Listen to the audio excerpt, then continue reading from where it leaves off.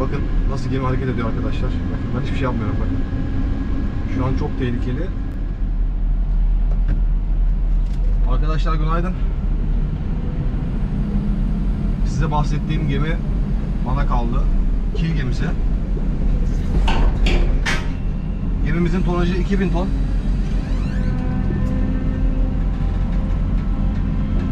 Güzel bir gemi. Kaburgası yok. Arabası da bir hayli fazla. Şimdi bu gemiyi bitirdikten sonra arkasına bu gemiye tuz yükleyeceğiz arkadaşlar.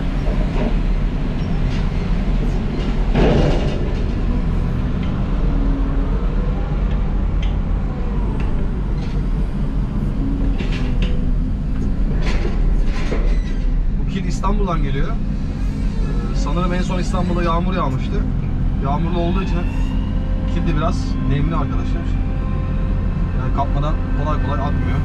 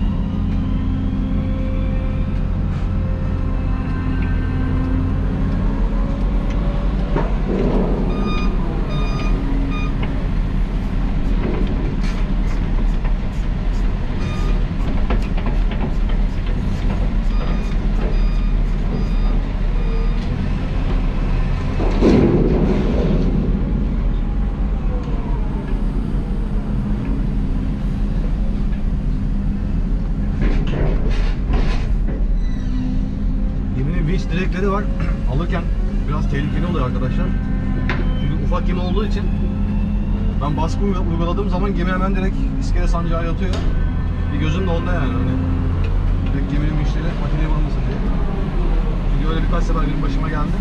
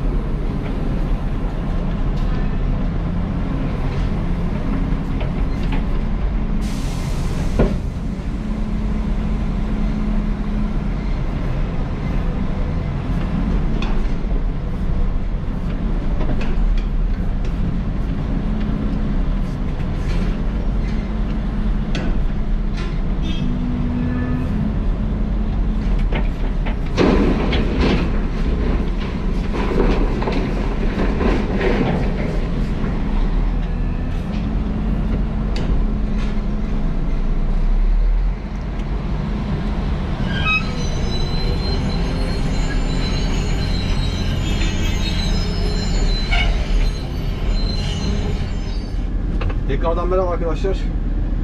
Bobcat'im geldi. Şimdi Bobcat'i bağlayacağım. Geminin iki ambarı da bu arada temizlikte. Şimdi şöyle bir olay yapacağız. Bobcat'i geminin 1 numarasına atacağım. 1 numarayı bitireceğiz. Ardından Bobcat'i 2 numaraya atacağım. 2 numara temizlenirken bakın karşıda tuz arabaları var. Yani tuz yüklü arabalar. Yani aynı anda gemiye tuz yükleyip ve kil tahliye edeceğim. Bunun sebebi ise hani gemiyi bir an önce kaldırmak, bir an önce gitmesi. Ama öncelikle geminin 1 numarasının komple temizlenmesi lazım. Komple temizlenip süpürülecek, tertemiz bir şekilde olduktan sonra ben Bobcat'i 2 numaraya atacağım. Ondan sonra tuz arabaları diyor 1 numaraya dökecek.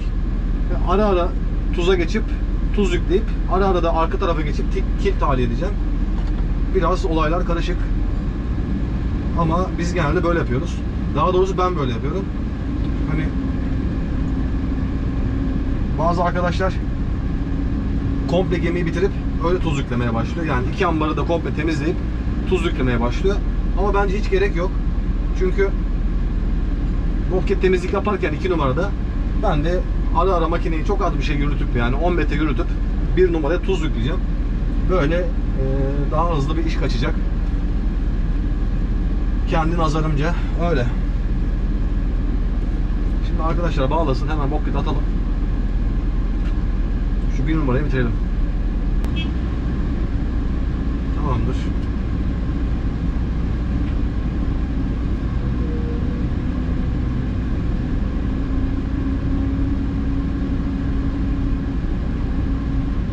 Şurada geminin direkleri var. Direkler çok sıkıntı. Direk dediğim onlar da vinç arkadaşlar var.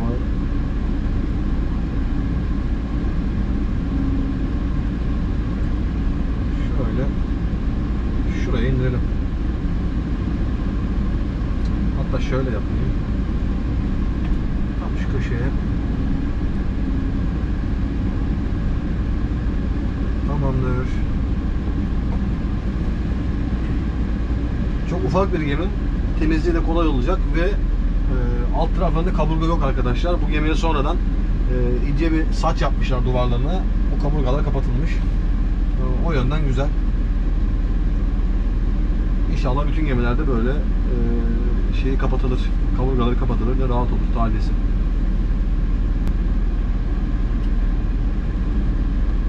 Tamam, Bobcat'imiz ufak ufak toplamaya başlasın.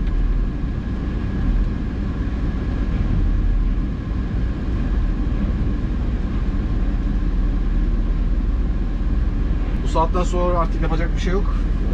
Onun toplamasını bekleyeceğim.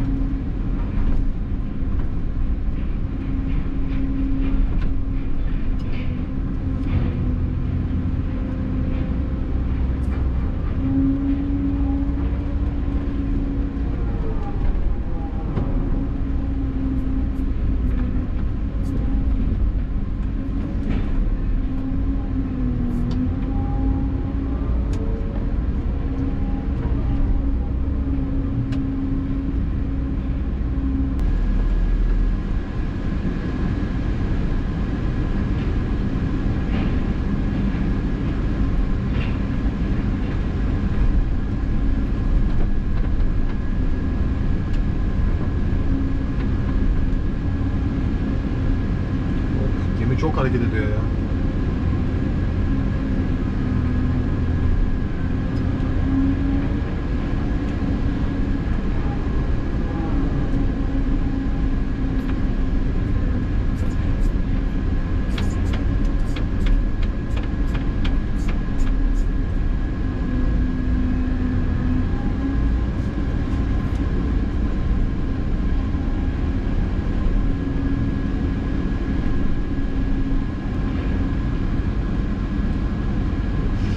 Korkutmadan şunu almam lazım.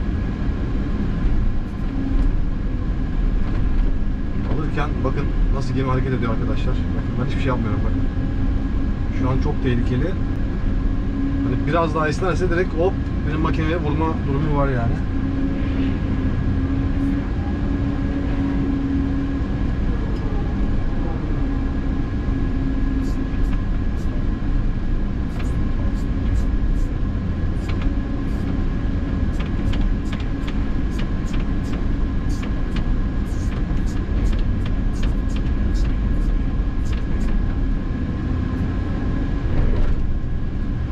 Geminin oynama sebebi arkadaşlar boş olduğu için hani geminin bir tutunma durumu yok. Şu an gemi zaten boş ve yüksek yani hani suya batış derinliği çok az. Bir de ufak gemi yani. O yüzden her aldığımda çok fena ileri geri oynuyor. Şimdi size bir daha göstereceğim onu. Umarım kameradan fark edilir. Hani baya iskele sancak yapıyor gemi.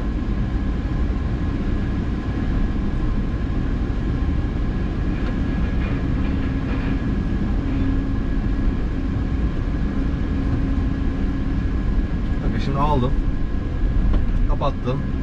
Bakın gemi yatmaya başladı ve gemi kalkıyor. Bakın, hop. Bakın nasıl yatıyor.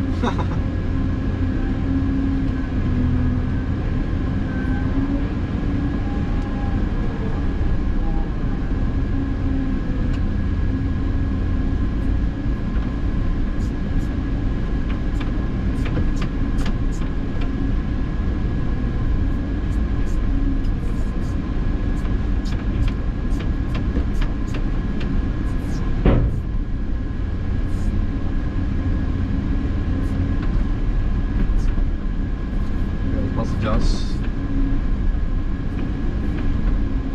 Çünkü yolda trafikte giderken sağa sola dökülmesin.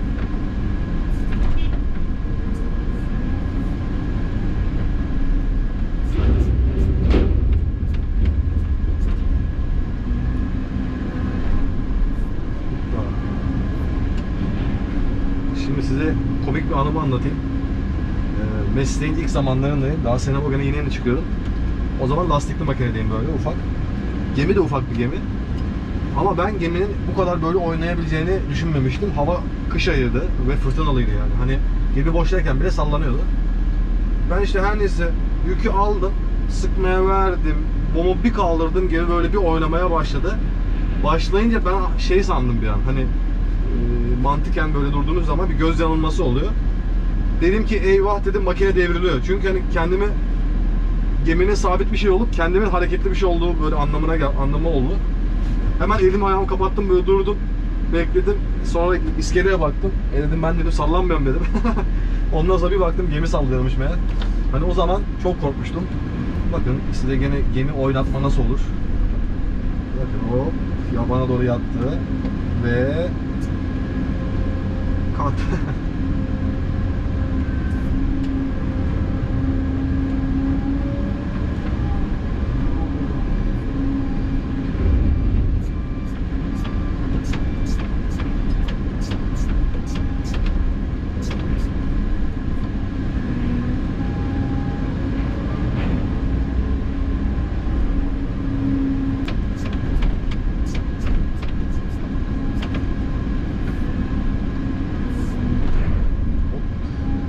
En korktuğum şey kovadan akmıyor. Dönerken eğer akarsa aşağıda insanlar çalışıyor. İnsanların kafasına gelebilir arkadaşlar. Çok tehlikeli bir şey. Hani özellikle açtıktan sonra böyle bir tık diye vurduruyorum ki hani ne varsa dökülsün diye. Öyle bir şey de benim başıma gelmişti. O zaman eskiden mob keçiydim. Böyle kil gemisinde çalışıyordum. Çalışırken yukarıdan bacaklarımın arasına direkt böyle bir topaç diyeyim, hani kil topacı. Direkt tam bacaklarımın arasına düştü. Kafamı bir kaldırdım, yukarı baktım. Bizim makinenin kovasından kalan küçük bir topaç. Bobcat'lerin de camı yok tabi. Biz kilde cam kullanmıyoruz. Camını çıkartıyoruz. Yani çok çabuk kırılıyor diye. Direkt camdan içeri kucaklarının arasına düştü. O zaman da bayağı bir korkmuştum. Arkadaşlar geminin bir numarası bitti. Yani kil yükü bitti. Şimdi Bobcat'i çıkaracağım. Bobcat iskeleyi bir temizleyecek.